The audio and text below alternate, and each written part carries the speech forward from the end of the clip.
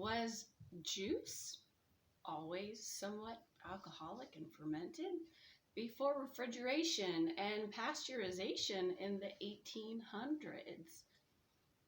I wondered that too. I learned so much studying this question, a couple questions on alcohol this week.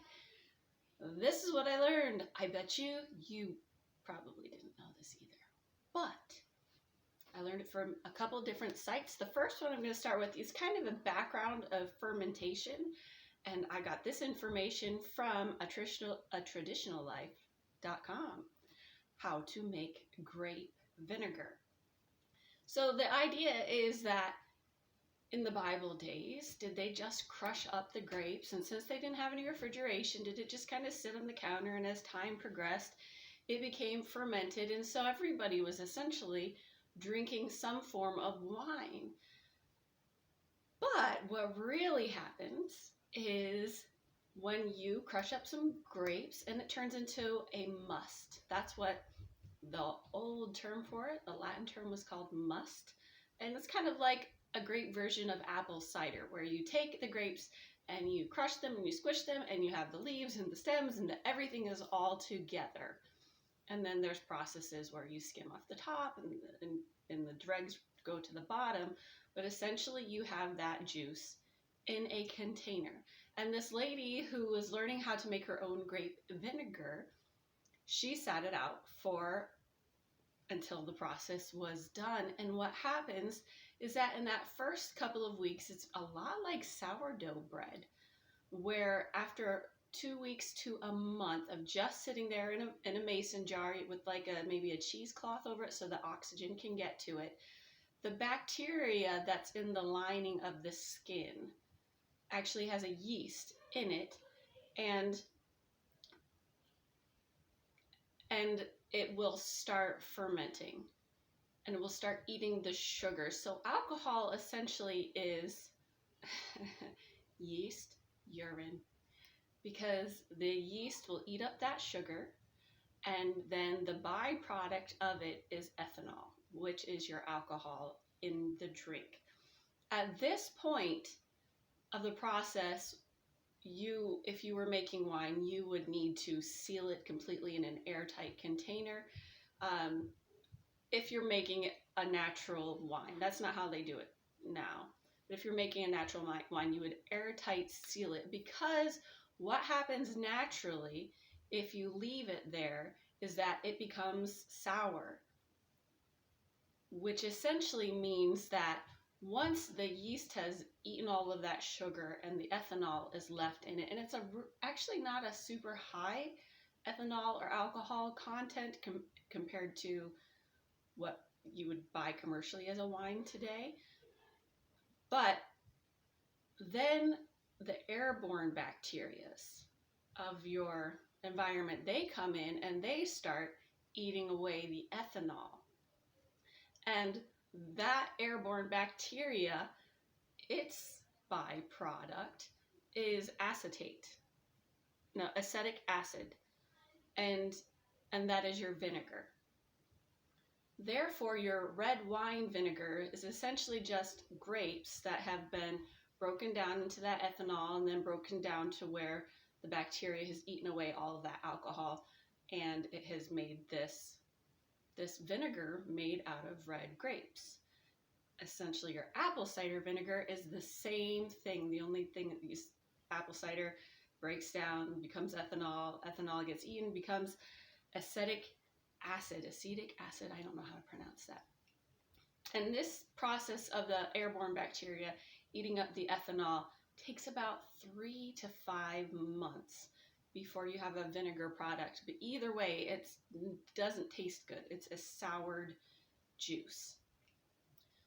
So in conclusion of that, wine doesn't happen naturally. Vinegar is a non-alcoholic substance that came from an alcoholic substance, and its sour acidic flavor destroys the lure of the juice, and raw wine, it's not appetizing.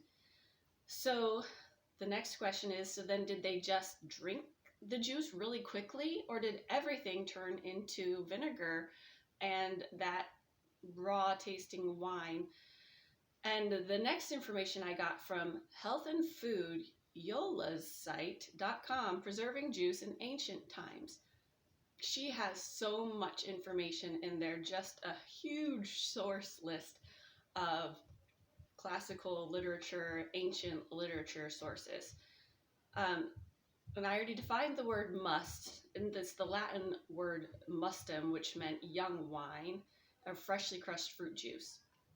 And the preservation of the must to make what they would call semper mustum, or permanent must.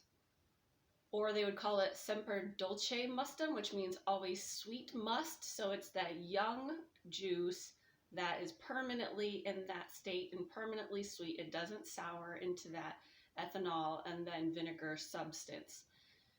They would preserve it, believe it or not, to call into a few different states of preserving this juice. But first I want to tell you who these people are who are giving this information.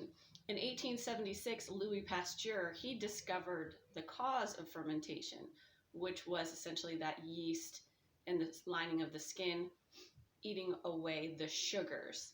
And his remedy for that was to pasteurize it, to raise it to a certain heat level for kind of boiling something for a certain amount of time to kill that yeast.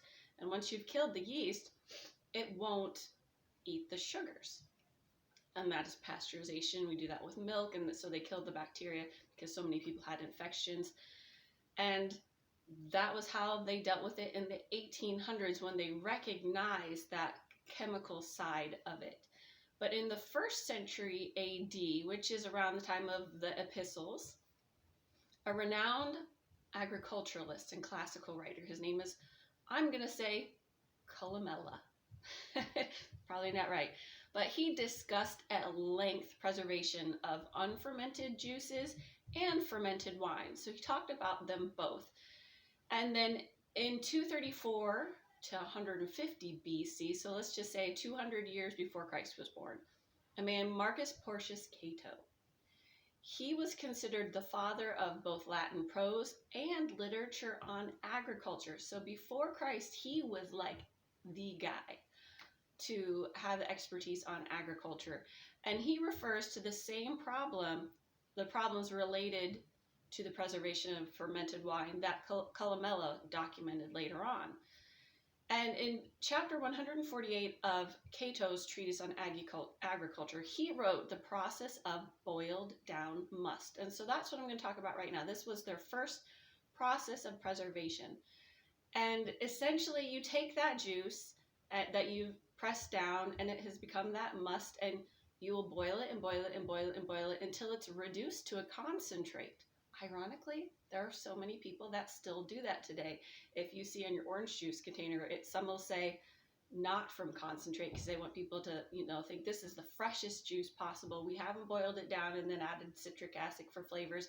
Or you'll see some juices that the first ingredient is water and the second ingredient is grape juice, and it'll say that it's 10% juice. And that's because they've boiled it down to a concentrated amount of that juice, and then later on they'd fill it up with water. And you see a lot of that in our refrigerators in the stores. But that is what they would do. Now, to preserve that boiled down must, they would add things like pitch, like Noah used that on the ark, turpentine resin, spikenard, costas, myrrh, cinnamon, balsam, and saffron. So they were definitely adding some preservatives in there to keep it in that fresh state. They also use salt marble dust.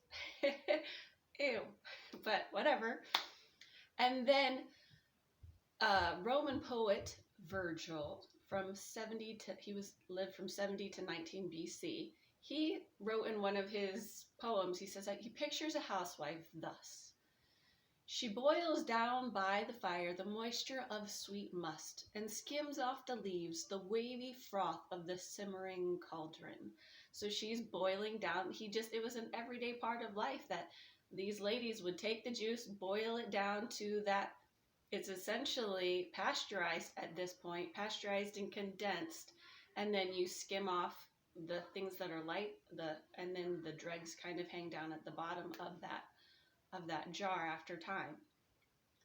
And that Columella, he wrote this, that some people, almost all Greeks, preserve must with sea salt or sea water.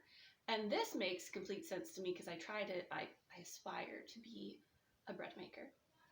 And with bread making, you don't add the salt in with the yeast when you're trying to get it to develop.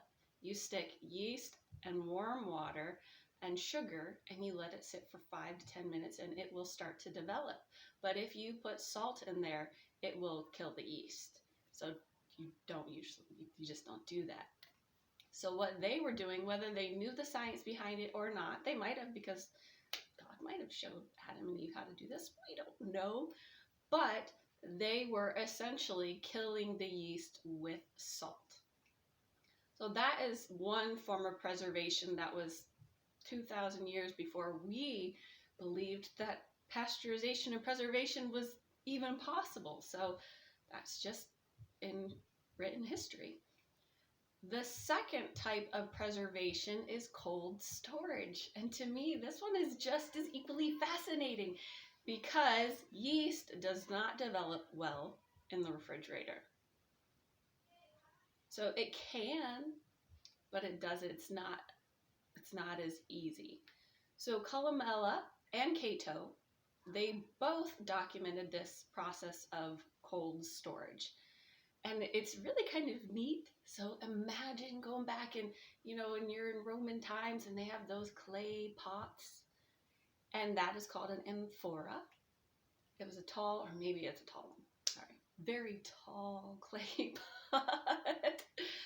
And they would store the new must. Well, I wouldn't say new because it's just must implies that it's a young juice. And they would store it in these clay pots.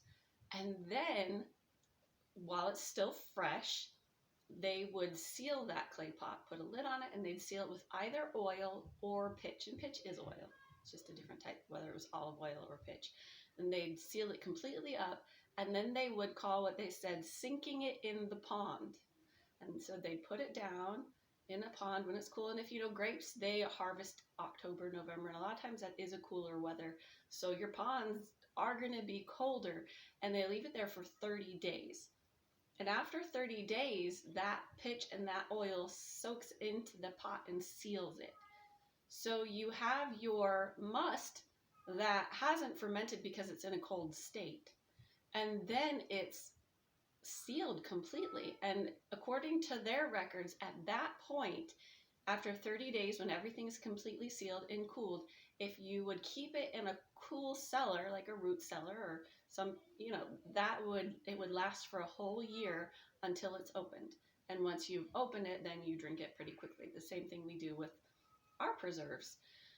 So that is the process. My conclusion is there were well-documented methods of preservation 2,000 years before Louis Pasteur learned why yeast was causing fermentation. So no, not all juice was in some element wine for years and years and years and years. Actually, they were pretty educated on how to have permanent must, semper mustum.